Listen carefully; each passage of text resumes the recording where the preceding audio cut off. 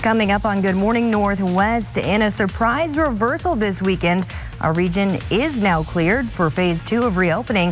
What this will mean for local businesses. Plus, despite the snow, our local mass vaccination sites still got a record number of people vaccinated on Friday.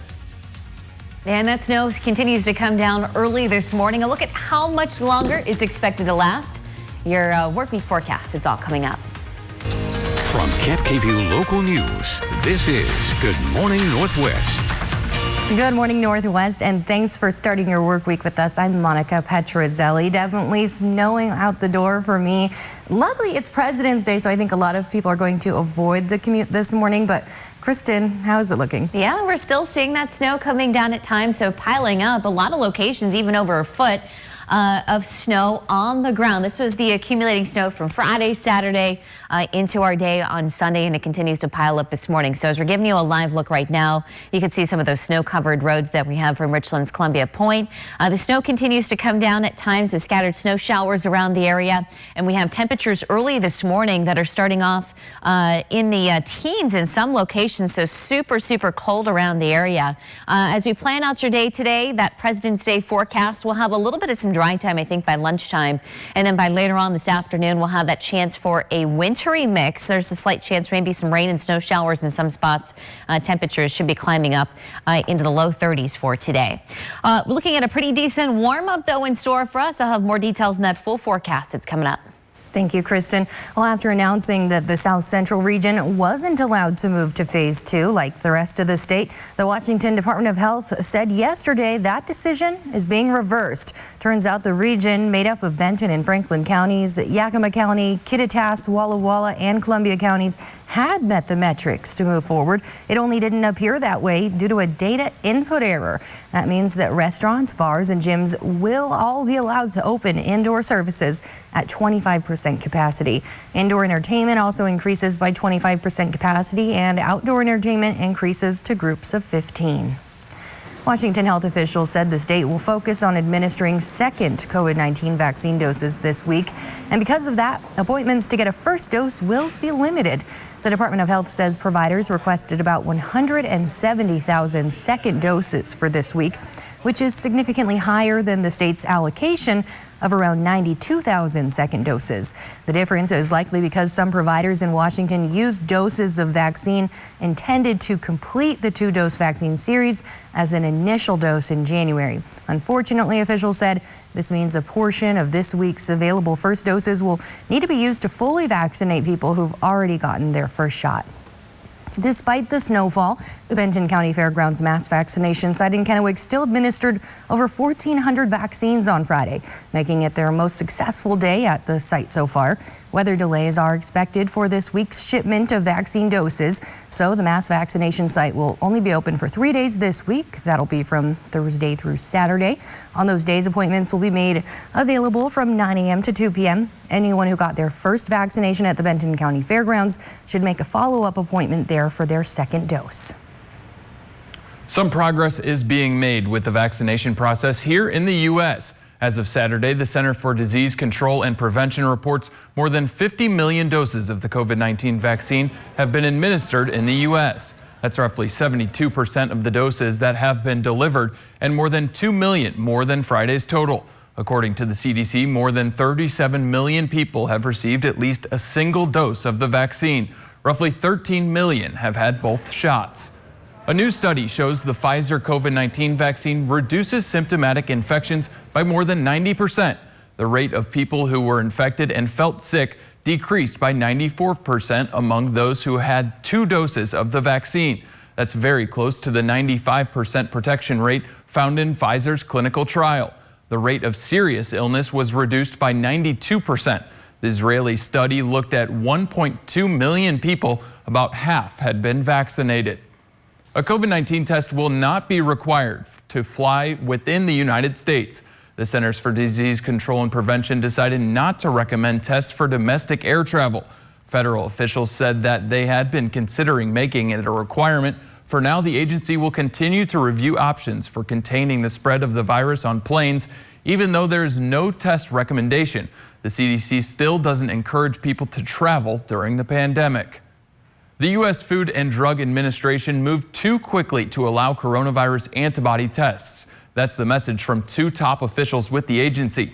Last March, the FDA published guidance allowing developers to market tests without emergency use authorization, as long as the test was validated and it carried warnings that it was not FDA reviewed. But that move flooded the market with tests which performed poorly, according to officials. Both officials wrote about the debacle in the New England Journal of Medicine. The two say the policy was flawed and the FDA needs to work to make sure it doesn't happen again. Tri-Cityans came out in full force this weekend to help clear the snow and ice that blanketed the community.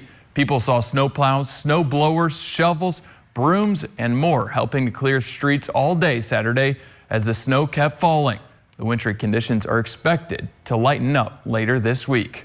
The Tri-Cities was looking beautiful this weekend as well, completely covered with snow. Anywhere you looked was bright and white and powdery. People playing outside, making snowmen, and having snowball fights. If you took any photos, we'd love to see them. You can upload your photo on our website, yaktrinews.com, at the top of the page. At 5:06, let's take a quick break here on Good Morning Northwest. But before we do, let's take that live look outside. And it's still certainly a snowy start to the start of this week. Will we see any improvements, and will we see a pretty decent warm up as well? I'll have that full forecast that's coming up. Plus, we'll tell you why Bitcoin's historic rise could be bad news for the U.S. dollar. Welcome back to Good Morning Northwest. Bitcoin continues its stunning rise in the market.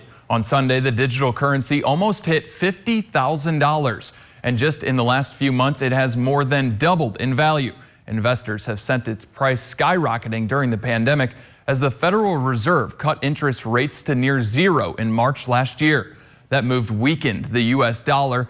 More companies are starting to be open to the cryptocurrency. Just last week, Tesla said it may soon accept its payment for cars. And MasterCard announced it will support select cryptocurrencies this year, making it Bitcoin's most mainstream major platform yet. An investor is accusing Fidelity of preventing him from selling some Reddit stock darlings last month, costing him $830,000. Luis Hernandez's attorney says he filed a claim with Wall Street self-regulator against Fidelity Brokerage Services on Thursday. He says Fidelity blocked Hernandez's attempts to unload shares of Nokia and AMC on January 28. Hernandez ended up selling the shares at a steep discount from where they had been trading. Fidelity said it had not received this specific complaint and does not comment on specific customers. Coming up on Good Morning Northwest, we're talking about some driving tips from local police to keep you safe on the roads this morning.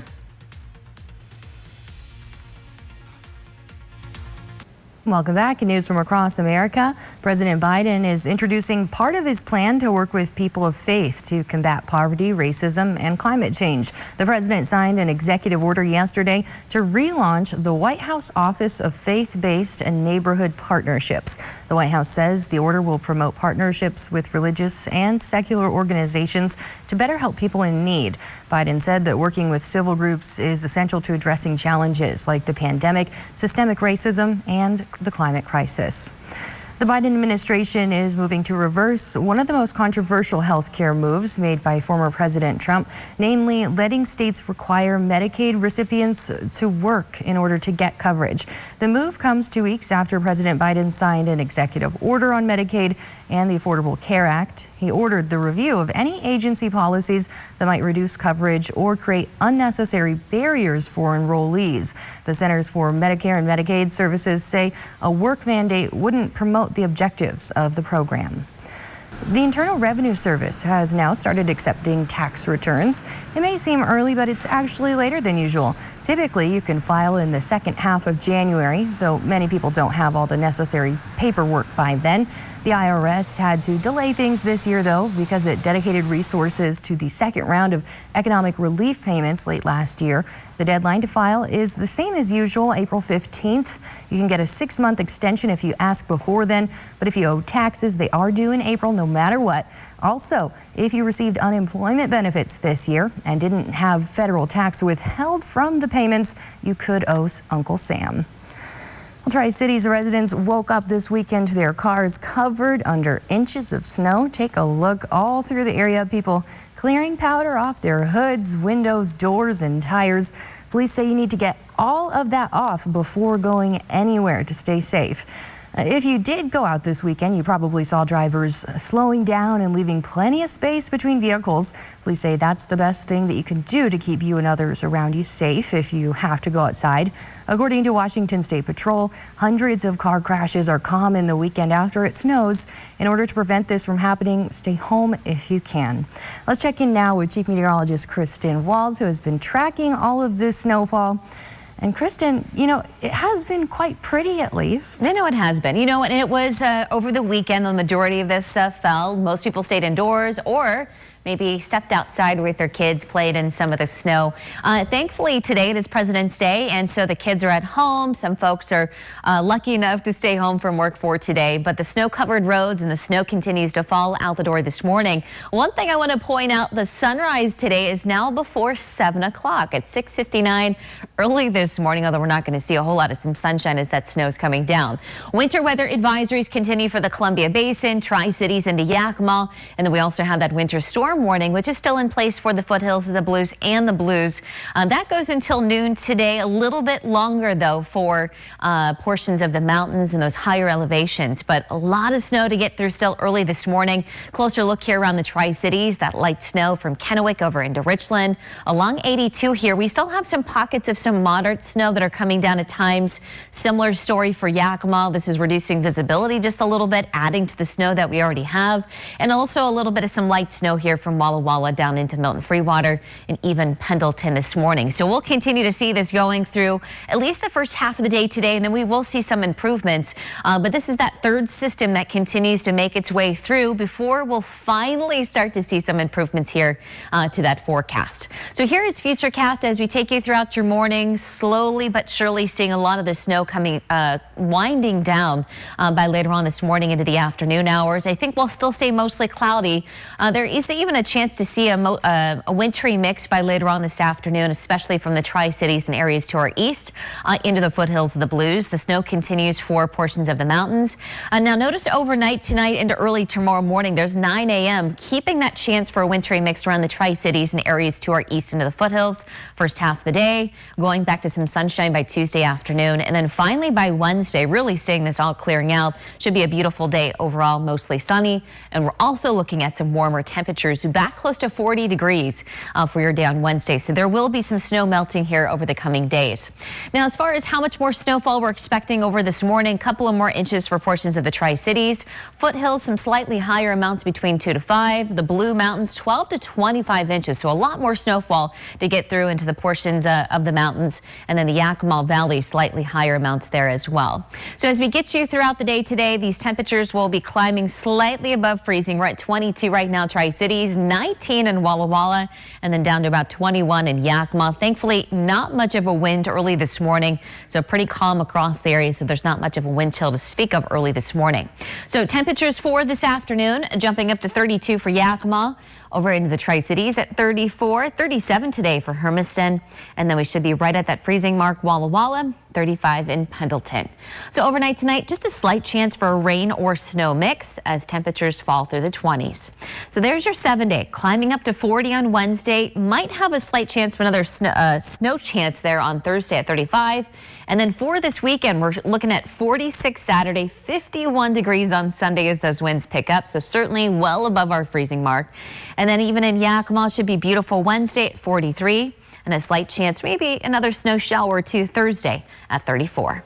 Thank you, Kristen. 5:20. We're going to take a quick break here in Good Morning Northwest, but coming up, the Mariners could be getting a huge boost in pitching this offseason.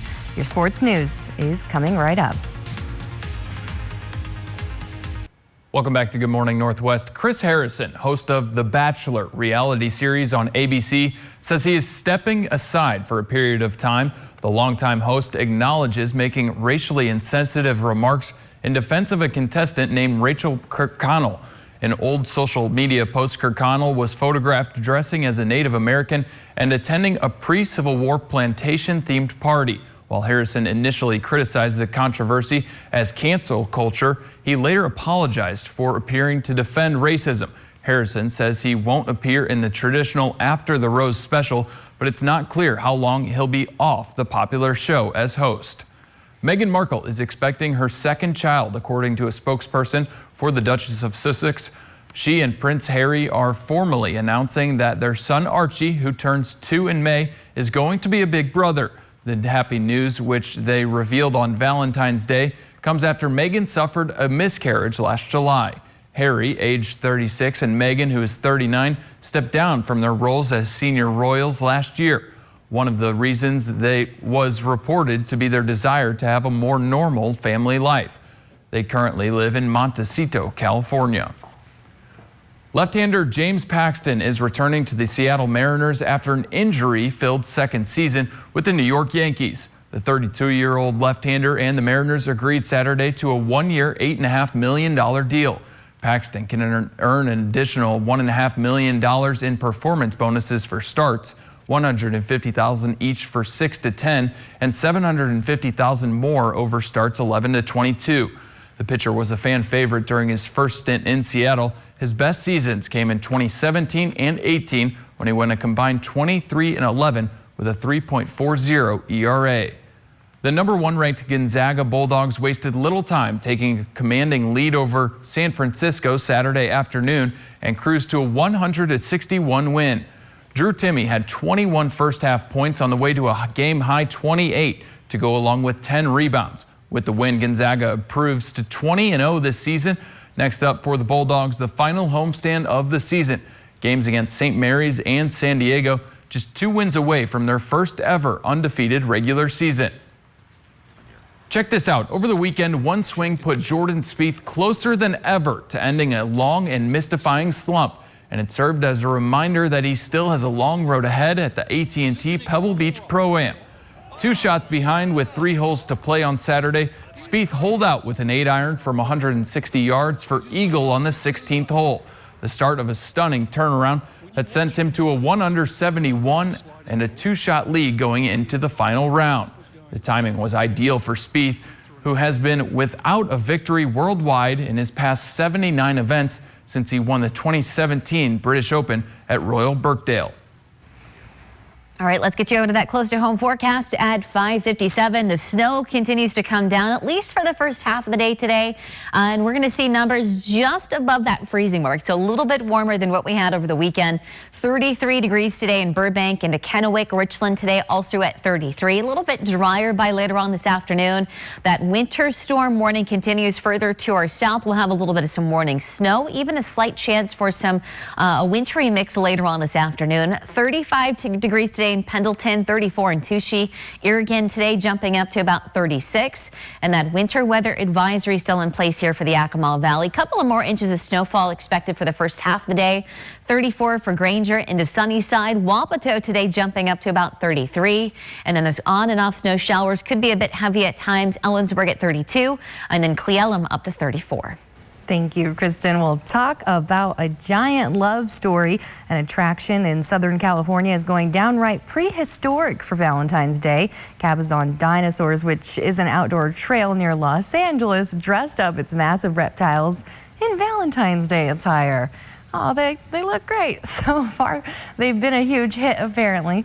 The roadside attractions dinos aren't just good looking, they're record breakers for their size. One visitor said this is a great place to celebrate this season of love. Honestly, with everything being closed, you gotta get creative with what you have to do with Valentine's Day nowadays. And it's about the experience. And the mere fact that they created something so great, we just had to go. If these dinosaurs look familiar, you're probably a fan of cult classic films like Pee Wee Herman's Big Adventure and The Wizard.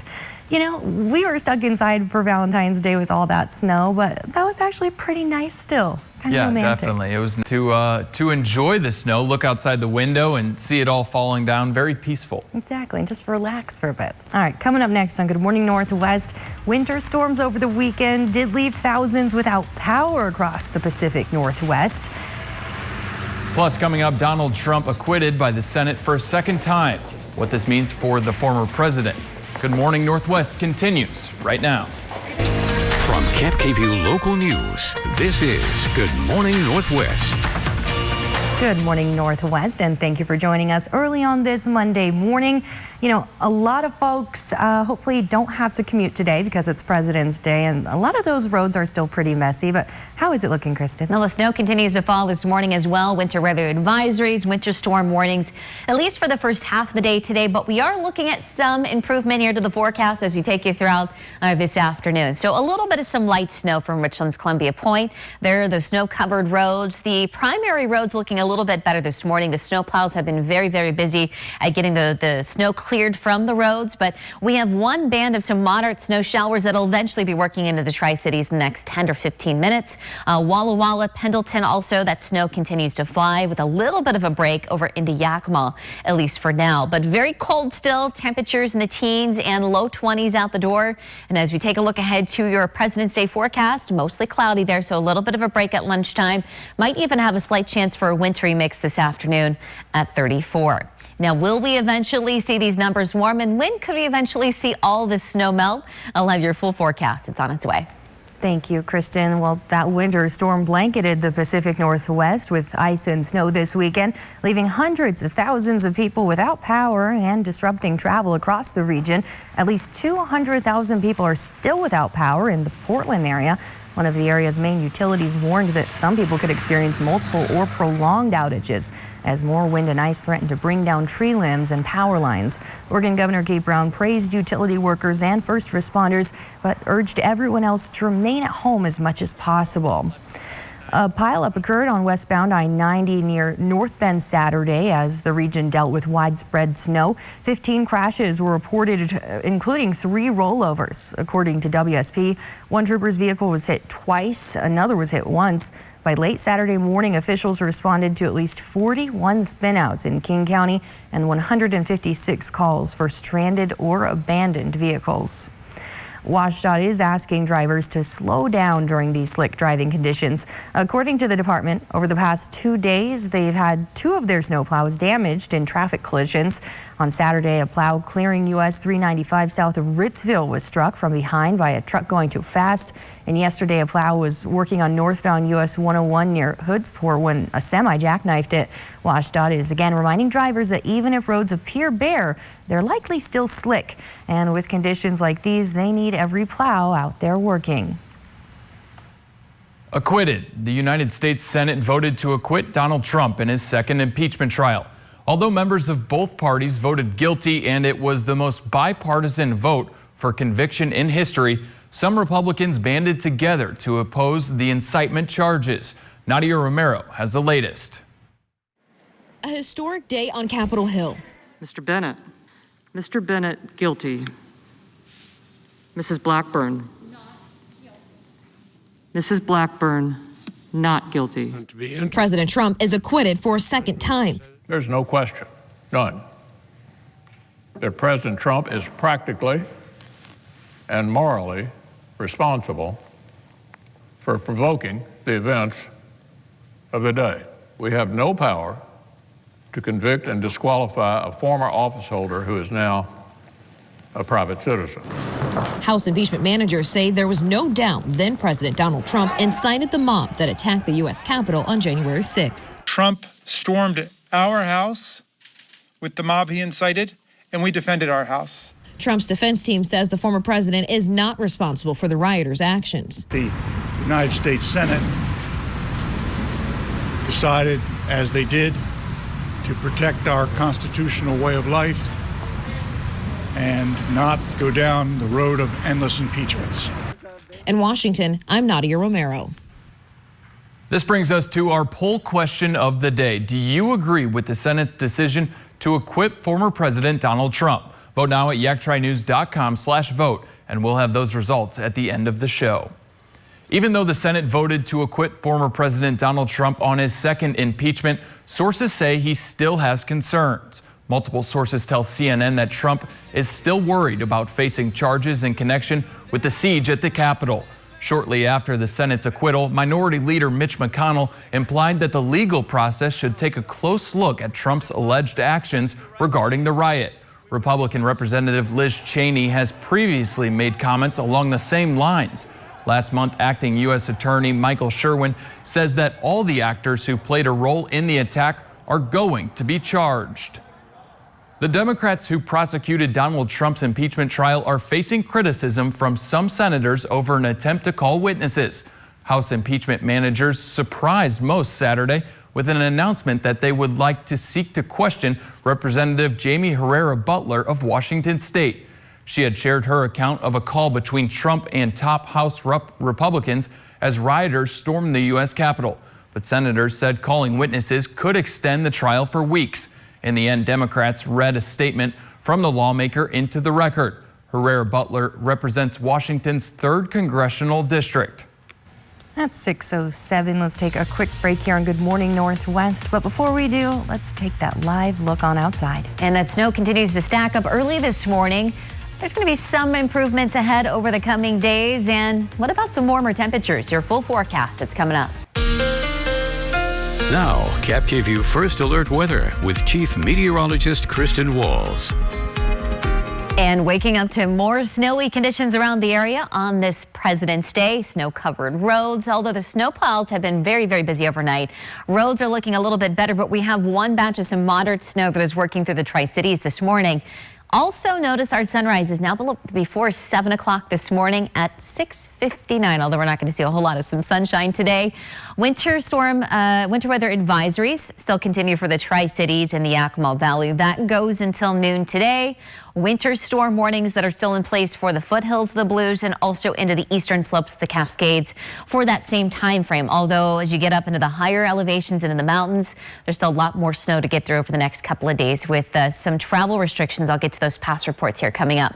We have one batch of some moderate snow that is working through the Tri-Cities and Walla Walla this morning. Some improvements back over into the Yakima Valley. So as we give you a closer look here, just to the north of Kennewick, you can see those darker shades of blue popping up. Moderate snowfall even extending over into Richland this morning along 82. So Sunnyside into Grandview, just a little bit of some light snowfall now for you. Drier conditions from Wapato into Yakima. And then again, as we head on to our south, Walla Walla, even into Milton Freewater, some moderate to heavy snowfall at times with this batch as it works on through. So this is our 3rd winter storm as it continues to make its way through the Pacific Northwest.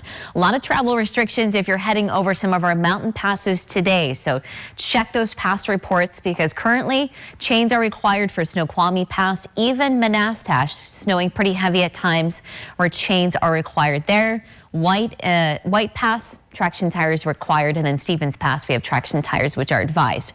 We will see some improvements later on this morning into the afternoon hours with some drier conditions moving in, although there is a slight chance mainly from the Tri-Cities east into the foothills to see a wintry mix moving back through the area. Early tomorrow morning, that same chance, mainly Tri-Cities, Hermiston and Pendleton, of a wintry mix early on. Second half of the day, we will see that mostly sunny sky.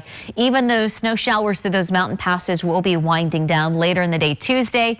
Wednesday, beautiful conditions. We'll have a lot of snow melt as those temperatures will be climbing close to 40 degrees by the afternoon. Now, speaking of snow, early this morning, we still have the possibility 1 to 3 Tri-Cities, 2 to 5 for the foothills, an additional couple of inches there for the Yakima Valley, but higher amounts for both the Blue Mountains and the Cascades, maybe a foot to 2 feet of snowfall over the next couple of days.